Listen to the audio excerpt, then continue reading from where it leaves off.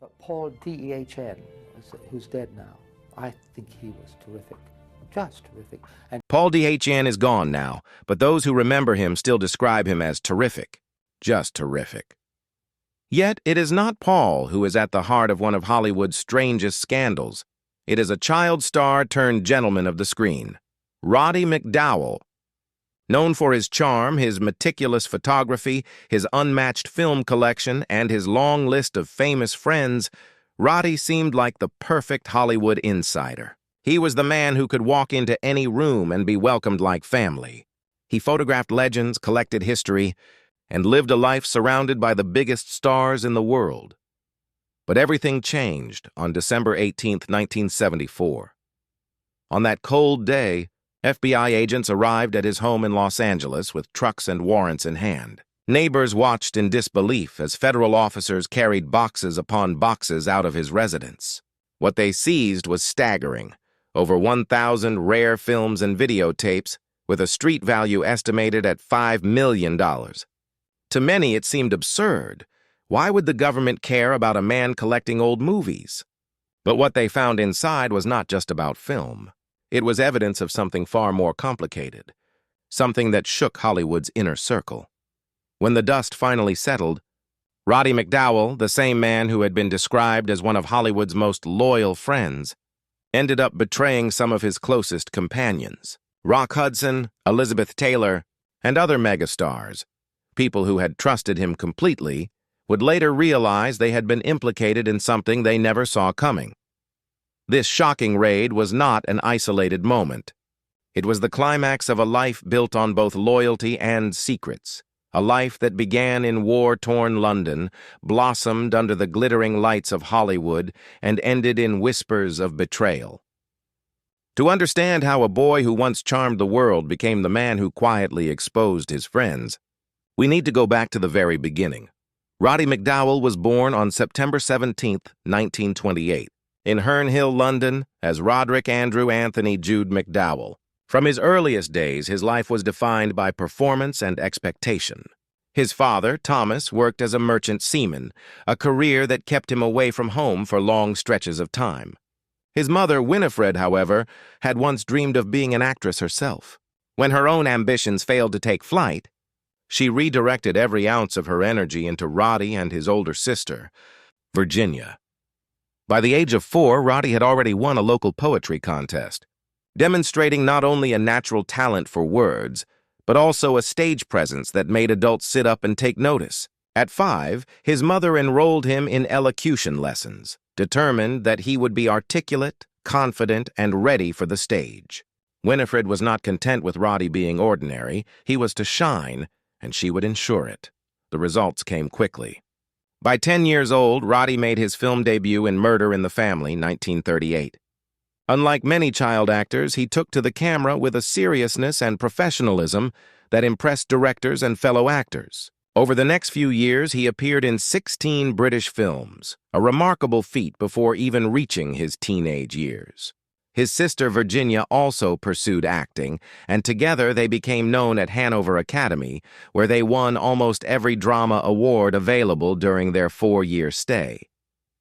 Then came the war.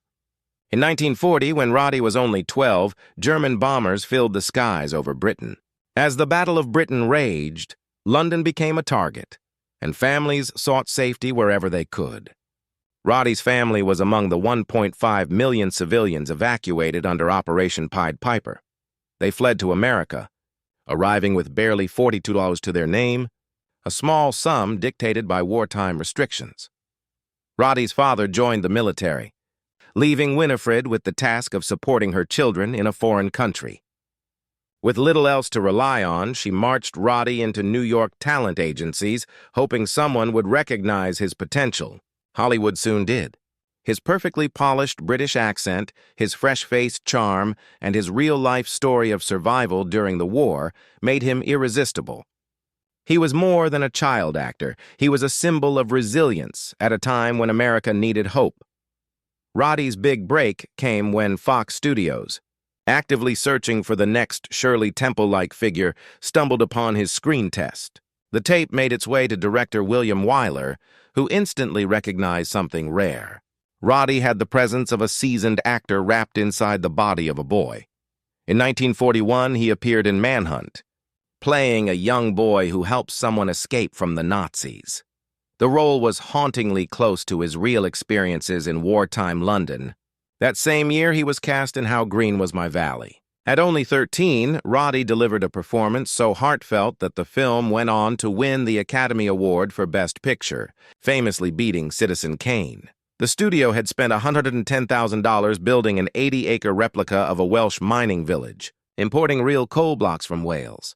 Critics praised the film's realism and Roddy's ability to channel both innocence and depth. Fox quickly recognized they had a star on their hands and signed him to a 7-year contract. By 1943, he starred in My Friend Flicka, playing Ken, a boy who bonds with a wild horse. The film grossed $2.4 million in rentals and became an international success. Roddy had to learn horseback riding for the role and even endured the tragic accident of one horse being killed during filming. The movie's popularity led to a sequel in 1945. In 1944, Roddy took on an emotionally heavier role in The Keys of the Kingdom, portraying the younger version of Gregory Peck's priest.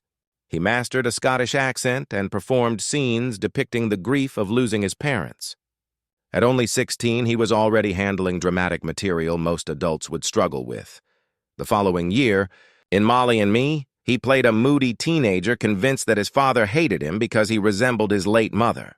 The role required him to cry in one scene and perform light-hearted impressions in the next. Audiences adored him because he wasn't just playing the perfect child. He was portraying real struggles. Mirroring the emotions many families were feeling during wartime, Roddy quickly became the breadwinner for his family. By 16, he was earning $2,500 a week, equivalent to hundreds of thousands of dollars today. Unlike many child stars who squandered their earnings, his mother carefully saved and invested his income. But while the world saw a rising star, Roddy felt suffocated. The constant pressure, the endless 6-day work weeks, and the lack of a normal teenage life left him anxious and homesick. Still, his name was firmly established, and the industry was watching to see if he could transition beyond child stardom. The question that haunted Roddy as he entered adulthood was simple. Could he break free from his child star image? Many before him had failed, vanishing into obscurity once they grew out of their youthful charm. Roddy, however, was determined to reinvent himself. That reinvention began with the Broadway stage.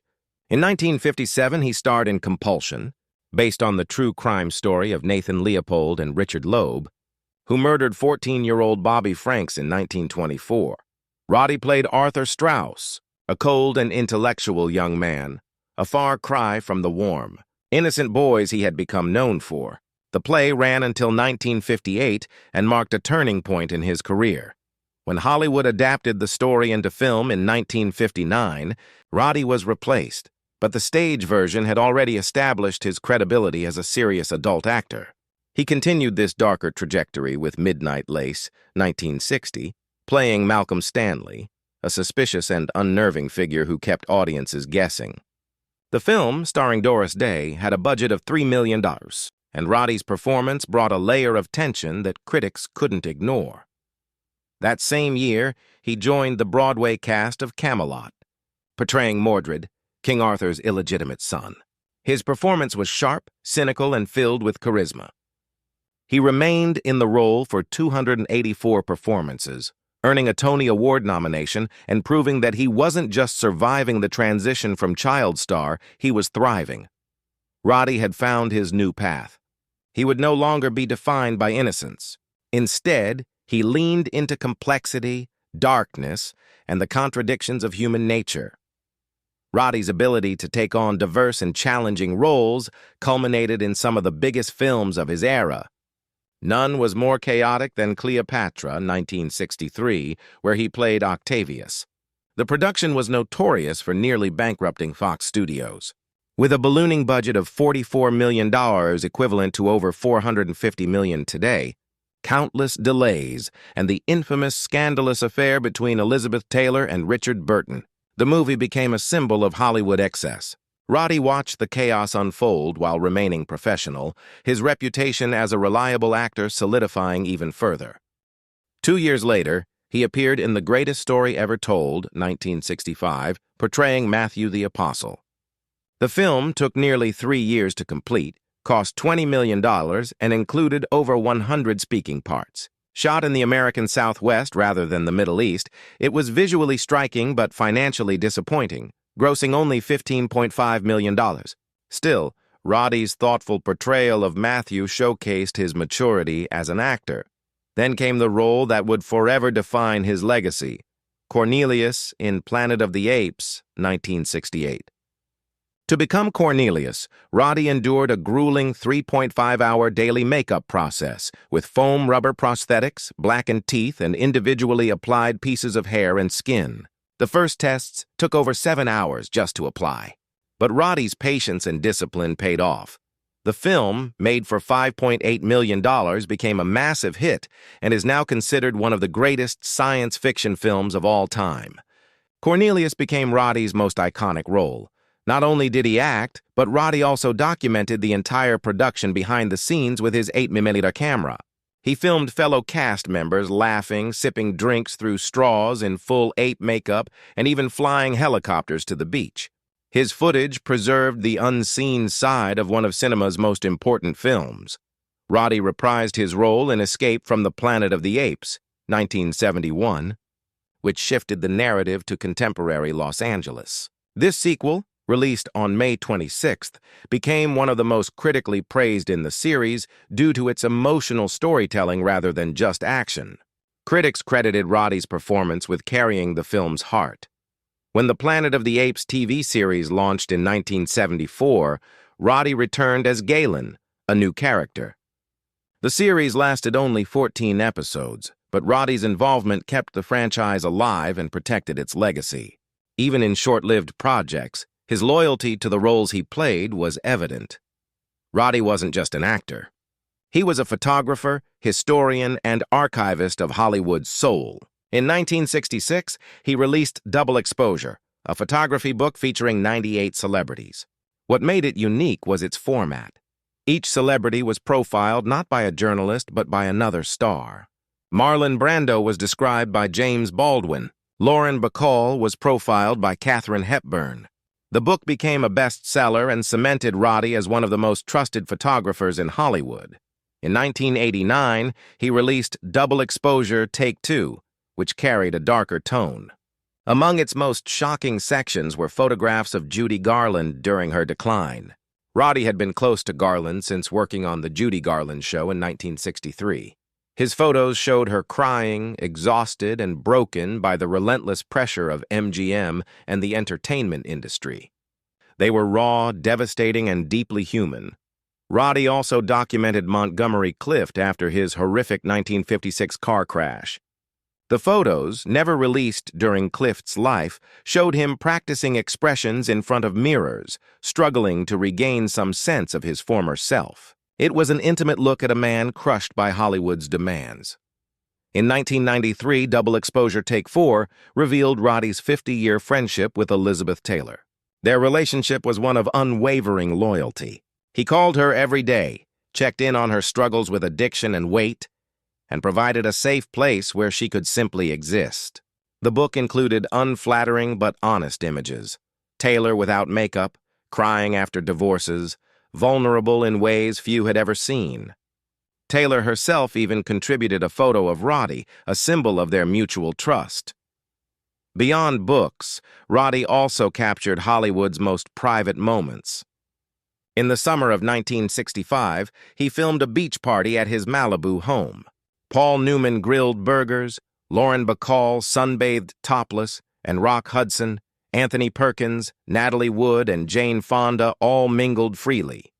Natalie flirted openly despite being married. These reels of 16mm film, never released publicly, showed Hollywood as raw, unfiltered, and human. Roddy knew releasing them could destroy careers, so he kept them locked away. Roddy's lens always showed the cost of fame, the fragility hidden beneath glamour. For all his loyalty and discretion, Roddy's name would forever be linked to scandal after December 18, 1974. That was the day the FBI raided his home and confiscated his film and tape collection. The authorities alleged that Roddy was at the center of a vast illegal duplication network, trafficking rare and copyrighted films. The case shocked Hollywood. How could the man known for his impeccable manners, his artistic photography, and his encyclopedic knowledge of cinema be tied to piracy? Some claimed that Roddy had only been a passionate collector who went too far.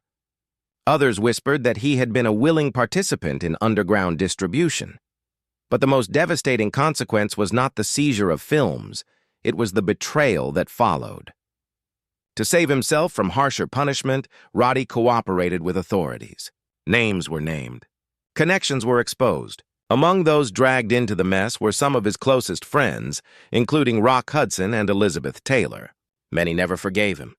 For a man who had built his reputation on trust, the scandal was a wound that never fully healed. Despite the scandal, Roddy's career and friendships endured in unique ways. His bond with Elizabeth Taylor remained unbroken. Through her marriages, divorces, health battles, and addictions, Roddy called her every single day. When he was dying of cancer in 1998, Elizabeth returned the loyalty, visiting him daily and holding a private memorial after his passing. Roddy continued acting in films and television throughout the 1980s and 1990s, never achieving the same stardom as in his earlier years, but always respected for his professionalism. His photography books, particularly Double Exposure, cemented his status as more than just an actor. He was a chronicler of Hollywood's private soul. His unseen archives remain legendary. From Judy Garland's tears to Montgomery Clift's recovery, from topless beach parties to Richard Burton and Elizabeth Taylor's turbulent romance, Roddy's cameras captured moments that were never meant for the public. He protected those secrets fiercely, choosing loyalty over profit time and time again. Roddy McDowall's legacy is therefore a paradox. He was both the betrayer and the guardian, the man who exposed friends to save himself, and the man who shielded their most vulnerable moments from the world. Roddy McDowall's life was filled with contradictions. He was the child star who survived Hollywood, the actor who wore a monkey's face to create one of cinema's most enduring characters, the photographer who captured the truth behind glamour, and the man who in one moment betrayed friends yet in another became their most loyal confidant, his. Photographs remain among the most haunting, records of Hollywood's golden age, images that reveal the cracks beneath the shine. His roles, from How Green Was My Valley to Planet of the Apes, remind audiences of his versatility and dedication. His friendships, particularly with Elizabeth Taylor, show a man capable of profound love and loyalty. When he died in 1998, Hollywood lost more than an actor.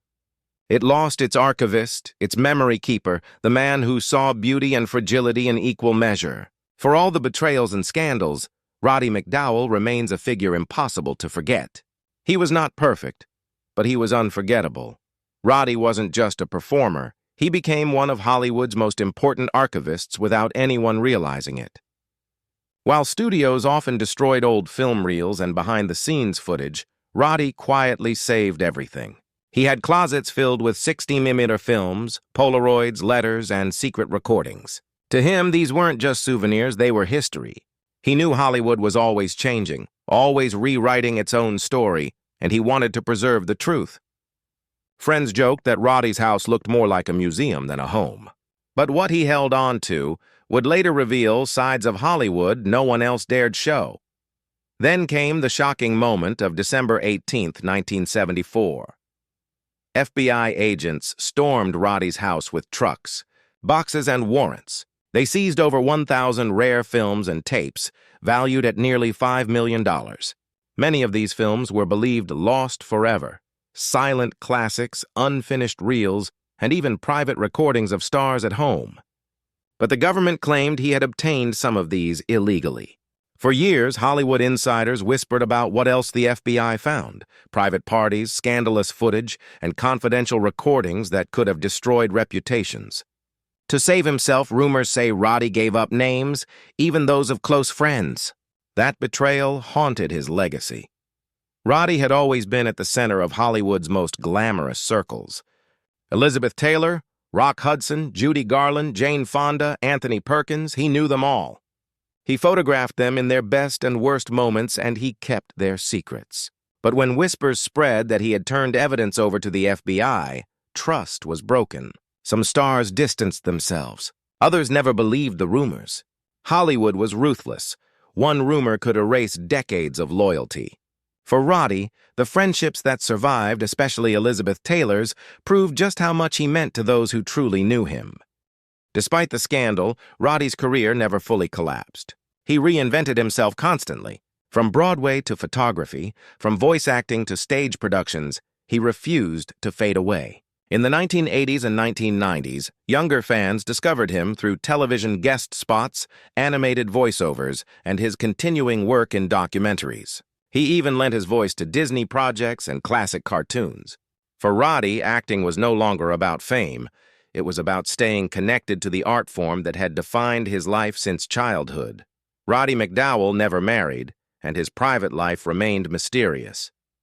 Some speculated about romances, others about secrets he kept carefully hidden. Hollywood at the time was not kind to actors who lived outside its norms, and Roddy preferred privacy over scandal. Friends described him as loyal, witty, and deeply sensitive. He was the person stars called when they needed comfort. Someone who would listen without judgment. Behind the camera, he was always watching, always documenting, but rarely revealing himself. By the 1990s, Roddy's health began to fail. Cancer slowly overtook him, but he continued to work, to photograph, and to connect with friends until the very end. Elizabeth Taylor, his closest confidant, stayed by his side. She visited daily, refusing to let him face his last days alone. On October 3, 1998, Roddy McDowall passed away at the age of 70. Hollywood lost not just an actor, but a living memory bank of its golden age. Roddy's legacy is complicated. He was a child star who successfully transitioned into adult roles, a pioneering photographer who showed the raw truth of stardom, and a collector who preserved history that studios would have destroyed. But the FBI raid and betrayal rumors cast a shadow over his reputation. Still, his photography books, his performances, and the stories told by those who loved him prove one thing. Roddy McDowall was more than just an actor. He was Hollywood's quiet historian, its mirror, and in many ways, its conscience. Roddy wasn't just a collector of films and photographs, he was the keeper of Hollywood's most guarded secrets. Stars trusted him in ways they trusted no one else. He had tapes of private conversations, reels of unseen footage, and photographs that captured moments the public was never supposed to see. Some say he knew the truth behind Rock Hudson's private life, the struggles Judy Garland hid from the cameras, and the heartbreak Elizabeth Taylor endured off-screen. He never sold them out while alive, but whispers of what he held in his archive continue to this day. While most saw him as a friend to the biggest stars, Roddy also took younger actors under his wing. He guided them through Hollywood's brutal system, warning them about bad contracts, manipulative producers, and the dangers of fame. His own childhood had been consumed by studio schedules, so he tried to protect others from suffering the same fate. Some remember him as the Hollywood uncle, a man who quietly gave advice that saved careers, even if he never got credit. Roddy's Malibu beach house was legendary. His gatherings weren't wild Hollywood ragers. They were intimate salons where the world's biggest stars could finally relax. Frank Sinatra would sing casually by the piano. Paul Newman grilled burgers in the backyard. Elizabeth Taylor laughed barefoot in the sand. These moments were never meant for the public, but Roddy documented them quietly. His private film reels and photos from these nights captured Hollywood not as it was staged, but as it really was: fragile, funny, human. The rumors of Roddy betraying his friends to the FBI never completely went away. Some believed he traded names to avoid prison. Others argued it was a smear campaign by jealous insiders. In truth, no one fully knows. Hollywood in the 1970s was a battlefield of power, money, and image. Protecting yourself sometimes meant sacrificing others. If Roddy did betray his friends, was it weakness or was it survival? That question still lingers over his legacy. To many fans, Roddy will always be Cornelius, the gentle ape scientist, and later Caesar, the revolutionary leader. His performances elevated what could have been a campy sci-fi series into something deeper. He gave humanity to the apes, using his voice, his eyes, and his delicate mannerisms beneath the heavy makeup. Even decades later, every new Planet of the Apes reboot owes something to Roddy. Without him, the franchise would never have reached the emotional heights that made it timeless. Roddy often said he found more truth behind the camera than in front of it. His photography wasn't about glamour, it was about honesty. He caught Marlon Brando unshaven and brooding, Judy Garland exhausted between takes, Montgomery Clift struggling to smile after his accident. These weren't images meant for fan magazines. They were raw, painful, beautiful glimpses of humanity. In many ways, his photos revealed more about Hollywood than any performance could. By the 1970s and 1980s, a new generation of actors was rising. Al Pacino, Robert De Niro, Meryl Streep. The old studio system was gone. Roddy adapted, appearing in television, lending his voice to animation, and stepping behind the camera more often. He wasn't always in the spotlight anymore, but he never left the stage completely. His longevity proved his adaptability. Where others faded, Roddy simply transformed. When Roddy passed in 1998, Hollywood mourned quietly. Unlike other stars, his funeral wasn't a media circus. It was intimate, attended by close friends who knew how much he had given to them. Elizabeth Taylor wept openly. Rock Hudson was already gone, Judy Garland long before him. But in that room, it felt like the closing chapter of a golden era. Roddy wasn't just another actor. He was a thread that connected generations of stars, from Shirley Temple to Natalie Wood to Taylor herself. After his death, rumors swirled about the fate of his archives. What would happen to the reels, the tapes, the secret photographs locked away in his closets? Some claim much of it was destroyed. Others say private collectors quietly bought them. A few believe the most scandalous material was buried forever. What's certain is this: whatever remains, it contains pieces of Hollywood that the world may never see. Roddy's final secret is that he may have taken some of Hollywood's greatest mysteries with him to the grave. Today, when people look back on Roddy McDowall, they see many different faces: the bright-eyed child star, the loyal friend, the suspicious figure caught in scandal, the ape behind the mask, the photographer who captured pain and beauty in equal measure. His story is one of survival, of transformation, and of legacy. Hollywood is built on legends, and Roddy McDowall remains one of its most complex. Not simply because of what he gave us on screen, but because of the secrets he chose to keep and the truths he left behind.